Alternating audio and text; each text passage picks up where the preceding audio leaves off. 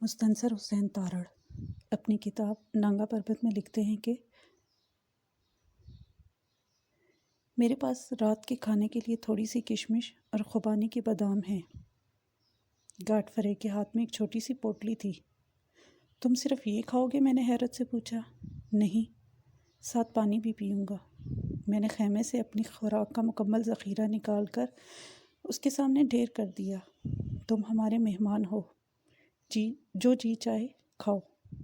God فرے کی آنکھیں کھل گئیں۔ او مائی گاڈ، سو مچ فوڈ! سوپ، مچھلی، گوشت، پنیر، چاول اور 7 اپ۔ میری ایک پیشکش ہے۔ میں بہت زبردست کوک ہوں۔ خوراک تمہاری ہوگی اور اسے پکاؤں گا میں، اور تھوڑا سا میں بھی کھاؤں گا۔ یہ طے پا گیا، میں نے ہنس کر کہا اور اس کے بڑھے ہوئے ہاتھ کو تھام لیا۔ ہم سب خنکی کے باوجود بھاری سویٹر پہنے ہوئے نانگا پربت کی جانب منہ کیے ہوئے بیٹھے تھے۔ وہ اب تاریکی کے باوجود صاف نظر آ رہی تھی۔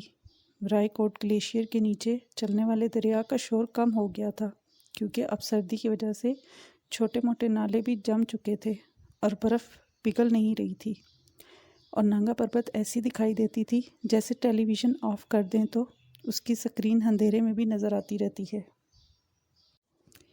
گاڈ فرے نے بڑے تنے کی اوٹ میں آگ جلائی اور اس کی کیتلی میں چکن نوڈل سوپ ابل رہا تھا۔ اس کے بعد آملیٹ بھی تیار ہونا تھا۔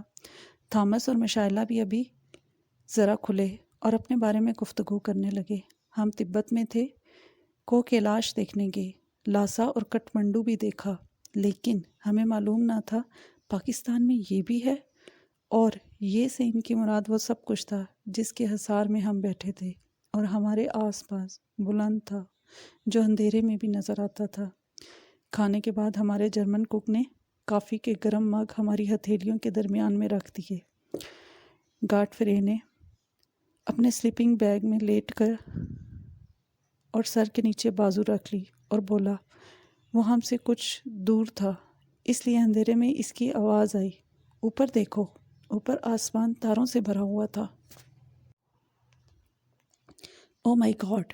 مشائلہ تھامس کے بازو پر جھکی اور بولی، یہ تارے تو اتنے نزدیک ہیں یہاں سے۔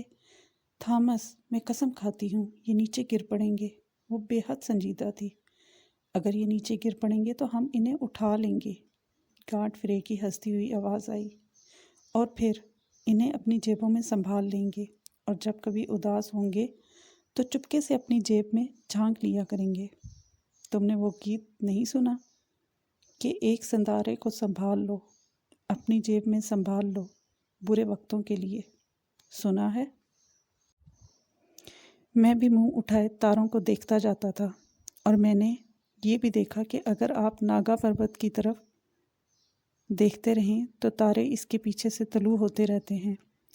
درختوں کی طرف دیکھو۔ گاڈ فرے پھر بولا، اور چیڑ کے درختوں پر جو آسمان تھا، اس میں بہت سارے ستارے یکدم ٹوٹ کر روشنی پھیلاتے گم ہو رہے تھے۔ ایک اور تارے نے سفید دودھیا رستہ بنایا۔ اوہ! گاڈ فرے یکدم بولا، تم نے ستارہ ٹوٹتے دیکھ کر کوئی خواہش کی؟